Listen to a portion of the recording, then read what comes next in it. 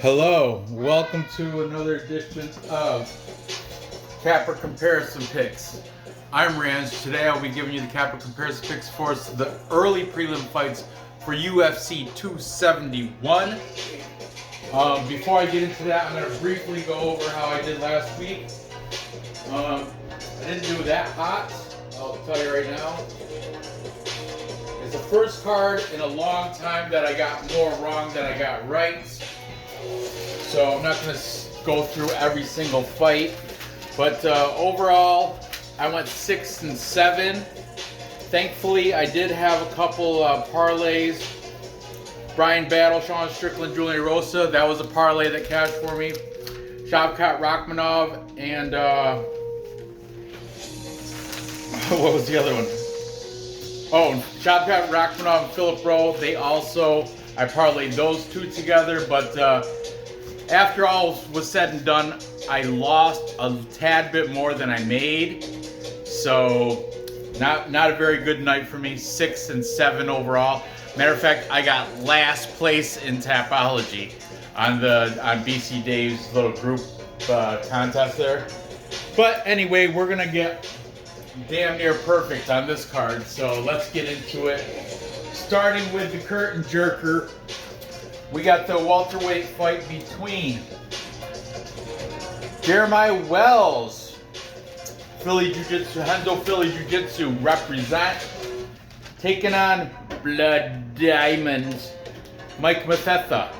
That sounds like Mike Tyson saying Mathetha. Mike Mathetha. But anyway, Blood Diamond, Mike Mathetha, is, Mathetha. He is, I guess he's buddies with Izzy. Israel Adesanya is how he managed to get here on a record 3-0. But he does have, I guess, over 100 kickboxing fights. I forgot, I did hear his actual record. I guess it was good. I want to say like 70 and something, 70 wins and something losses, 17 knockouts. I could be wrong. I don't really remember. But I did hear it once. I just didn't write it down because I was driving. But this guy, Mike Mathetha, does have Blood Diamond, does have over 100 kickboxing fights. He's coming off a win against Dimps Gillies. That was in Eternal MMA, which is the New Zealand regional promotion over there. Can you skip the commercial, Nor? Thank you. Before that, his other fights were Hyun Min Hwang, rear naked choke round 1. That's in Hex Fight, which is an Australian promotion. And I don't know any of those people. But anyway, Jeremiah Wells, on the other hand, minus 220 favorite, as it should be. He's coming off a win against Warley Alves, UFC guy. Ground and pound round 2 took care of Warley Alves. Before that, he beat Marco Smallman in a rear naked choke round 2. That was for the CFFC welterweight championships. He's 4-1 in his last 5. His one loss was against Vinicius De Jesus, and that was for CES champ. That's Classic Entertainment Sports. That's a promotional scene in Connecticut, and that was for championship for the CES belt. His loss and he lost by unanimous decision. It's not like he got knocked out. Vinicius De Jesus is now in Bellator, doing pretty well over there. So not bad taking a loss from that guy. Like I said, he's from Renzo Gracie, Philly, so he's training with like the likes of Pat Sabatini and Sean Brady. I think Philadelphia has probably the Philly Renzo Gracie. It's Cyborg Mickey. It's Stormtrooper Mickey. Stormtrooper Mickey. But anyway, like I was saying, I think Renzo Gracie Philly has a fantastic BJJ program and wrestling, and it's a great training facility. I'm real high out of the fighters that come out of there. I tend not to fade against them. So we got Wells, 9-2-1, big favorite, 2-1, minus 220. Mathetha, Blood Diamond, 3-0, undefeated Mathetha. You better go clean up your meth. You're making a mess in there. But anyway, Blood Diamond is undefeated, coming in as a plus 185 underdog, but he does have all those kickboxing fights. So let's see what the cappers have to say in this one. Taking the favorite in Jeremiah Wells, we've got Bert. Bert is saying Wells should get the KO. Round 2. Interesting. Also taking the favorite, we've got, oh no, you know what? Let's go back and forth on this. Taking Mathetha, Blood Diamond. Blood Diamond, we got It's Your Boy. That's right, eBay's. And he is saying Mike Mathetha, TKO, round 2. Then, jumping back over on Wells, we've got MMA Pick'ems Podcast. That's Ray, and Ray is also taking Jeremiah Wells to get the victory here. Then we got Artem. Of course, Artem taking the homie because he is from New Zealand. Artem MMA Analysis. Links are on in the description. But Artem is taking the New Zealand guy because he's making a homie pick, I think, right there. And for the tiebreaker, we've got a Brazilian handicapper. His name, he goes by Schroeder MMA Bet, and he's taking Jeremiah Wells. He's pretty confident in it. He's gonna, I think he did say he's gonna play his pick and his bet for Wells to get the win. He's gonna put him in a parlay. I like it. I am also, if you can't tell, I'm also taking Jeremiah Wells to get it done. Like I already said, once I did live in Philadelphia for 5 years, and I think the whole community, Philadelphia is a fantastic city, fantastic fighting city. They have good boxing, good kickboxing, jiu-jitsu, wrestling. It's all around good for mixed martial arts there. I think Wells is going to get it done. I think he's going to knock him out, actually. I don't think Wells he'll probably get a decision. But, I'm going to say TKO round 2. This guy, Blood Diamond doesn't even know what he's getting into. It's not a kickboxing fight. Wells is going to use his wrestling, and this guy, Blood Diamond, will not have an answer for it, thus putting Wells into control, and he's going to get a ground and pound, I would say round 2, after he takes him down with some wrestling. Top control, gets either gets his back or gets full mount and just starts letting his fist fly. That's all it's going to take. Good night, Mike Mathetha. Blood Diamond. Moving on. Next we've got Douglas Silva de Andrade taking on Sergey Morizov. Okay, Douglas Silva de Andrade is the underdog here, plus 175. These odds are from Bet Online as of just right before I started filming this. He's taking on the Kazakhstani Sergey Morizov. Sergey Morizov minus 200 favorite. He's got a record of 17-4. He fights out of Erkin Kush. I love that name. Erkin Kush also houses the likes of Zalgas Zumagulov, however you want to say it. Morzov, fantastic. He's coming off a win over Khalid Taha by unanimous decision. Before that, in his UFC debut, he did take a loss to Umar Nurmagomedov by rear naked choke round 2. And before that, though, he became a M1 champ by beating Josh Rittenhouse, unanimous decision. So Sergey Morizov, M1 champ, out of Kazakhstan, not bad, 17-4. Now let's take a look at Douglas de Silva de Andrade now.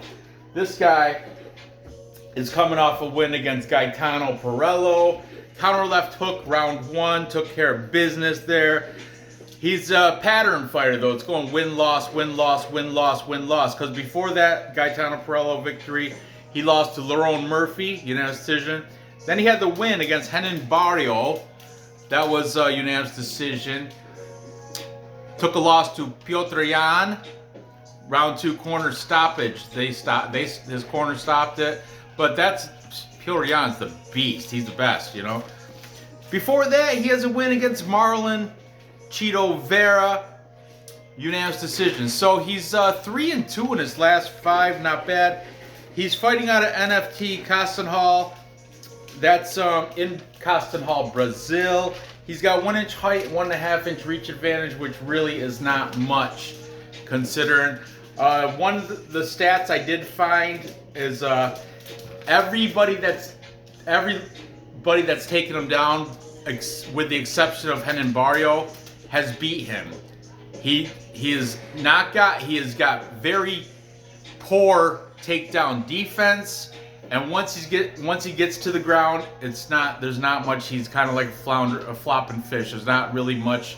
He doesn't have very good get-up game, and yeah, not a good situation for Andrade if he goes to the ground. That's what the cappers are saying anyway.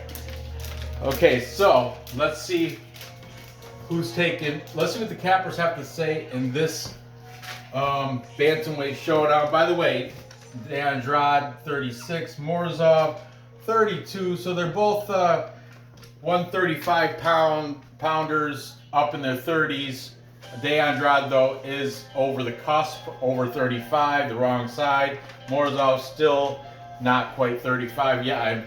I guess that's a measuring stick. Like once you hit 35, the decline starts. So let's see what these cappers have to say. Taking Morzov, we've got Sroner, MMA vet. Then we've got Pick'em's podcast, Ray. He's saying Morozov should get the decision here. Also, Artem also taking Morozov by decision for the Erkin Kush products. Burt MMA also by decision. I'm seeing a pattern here, guys. Call me crazy. Decision. And it's your boy eBay's completing the full capper consensus. And a full capper consensus is when all the handicappers pick one side of the lucky first. Yep, throw the lucky pearls. And in this case, all the handicappers are picking Morozov, Sergey Morizov, to take care of Douglas da Silva de Andrade. Put the big X in there. Full capper consensus. In this case, I am not going to go against the capper consensus. I'm going to side with all the cappers. I think Morozov should get it done. I mean, De Andrade, don't get me wrong, he does have the ability, but I think he's on the wrong side. I think he's on his decline, sorry to say. And he's up for, like I said, win-loss. He just won last time, so he's up for a loss if you want to play the pattern. But I think Morzov, from the cappers, they're saying decision, so Morzov by decision is my pick. Moving on. Finally, for this show, we've got the middleweight fight between Jacob Malkoun, Mamba, taking on AJ Dobson. AJ Dobson's a fierce striker coming out of the Contender Series. I think he was like the headliner of the Contender Series last one he was in. He rear naked choked Hasham Arkhaga. Before that, he TKO'd Kalen Hill. in 35 seconds of the first round. That was like a Strike Hard Productions. It's an Alabama regional scene. But Kalen Hill, from what I heard, does have some experience. I think he's in PFL or LFA or one of those lesser promotions right now. He fights out of Carlson Gracie team in Ohio. Also out of Immortal MMA. That's with Matt the Immortal Brown. That's his gym.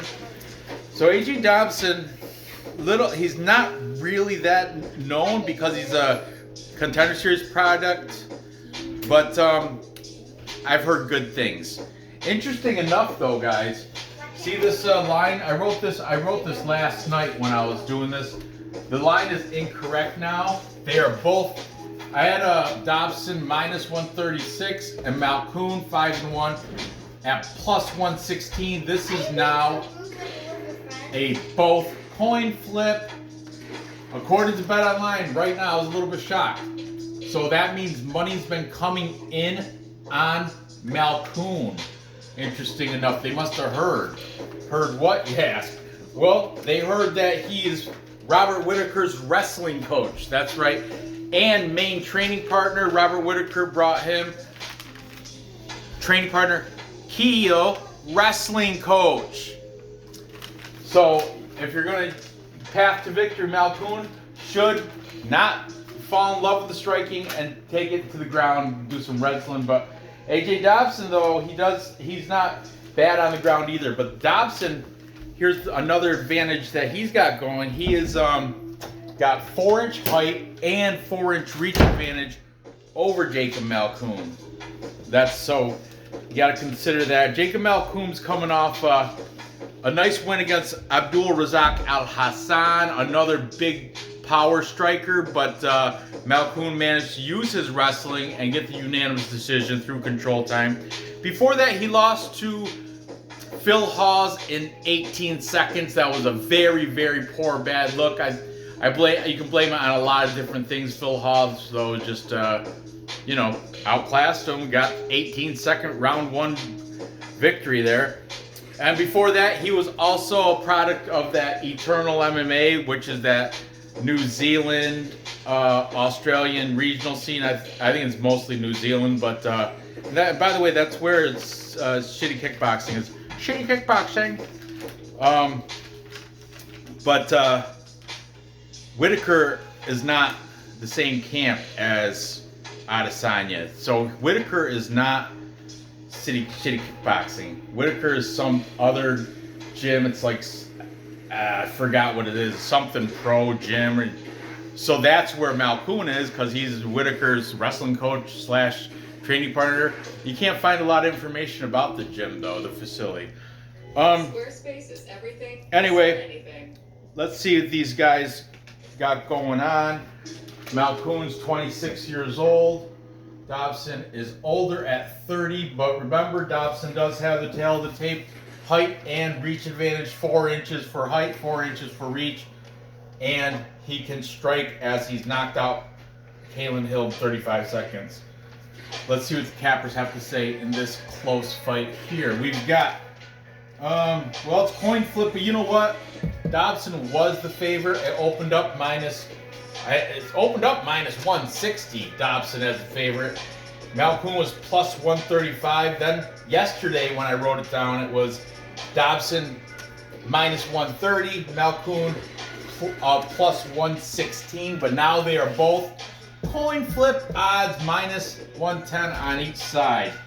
So taking AJ Dobson, we've got Artem MMA. Hi. Hi. Hi. He's saying Dobson with the knockout over Malkoun. Could happen. Phil Hawes did it. What? My bad. I have Artem.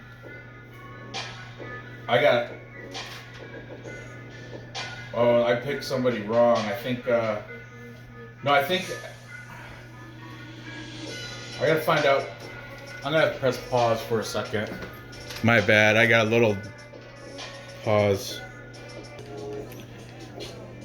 And as I was saying, my bad. Okay, Artem MMA analysis is taking. Now you lost my marker. Is taking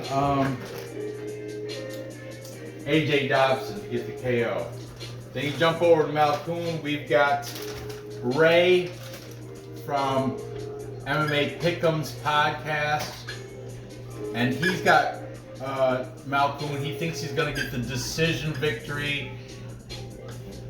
He might lose round 1 to Dobson, but he thinks his fight IQ and his wrestling is going to win him rounds 2 and 3.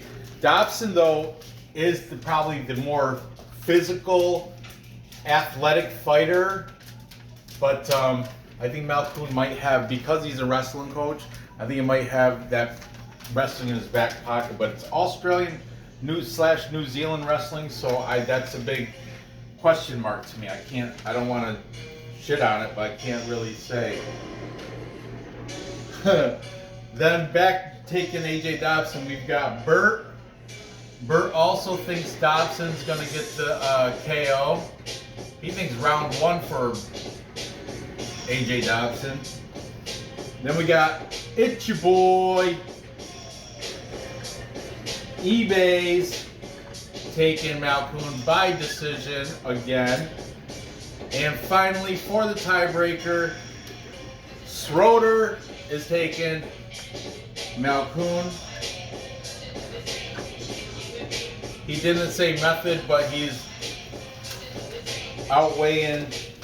He's leading the capital majority to Malkoun. Man, this is an interesting pick. I have to. I want to take Dobson because he's got the reach, and but the whole Malkoun being Whitaker's wrestling coach has me rethinking the whole thing. And he did look good against Abdul Razak Al Hassan, another striker. But AJ Dobson's coming in on fire, hot fire, 6-0. Oh man, both these guys, it could go either way. I'm gonna have to. You know what? I'm gonna go with Dobson. I'm going to go against the capital majority and against my, usually when it's striker versus wrestler, I take wrestler. But I think Dobson might have the physicality and the more athletic ability here. And he did headline the Contenders here. But man, Malkoun beat Abdul Razak Al Hassan. So that's the thing. So yeah, I'm going to ride with Dobson right now. I'm subject to change after I watch the weigh-ins and face-offs. So right now I'm going to take Dobson, TKO, just like the rest of the crew, taking them. And I think that's going to happen probably. I think Malkoun might make it to round 2. Make it last the first 5 minutes using some takedowns and wrestling. AJ Dobson, I don't know. I know he's got a rear naked choke. I just don't know his wrestling, but he is from Alabama. Malkoun's from Australia. I don't know. Interesting. But there you have it. To recap. Time check.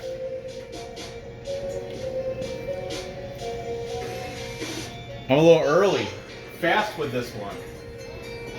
Because I'm tired. That's why. Long day.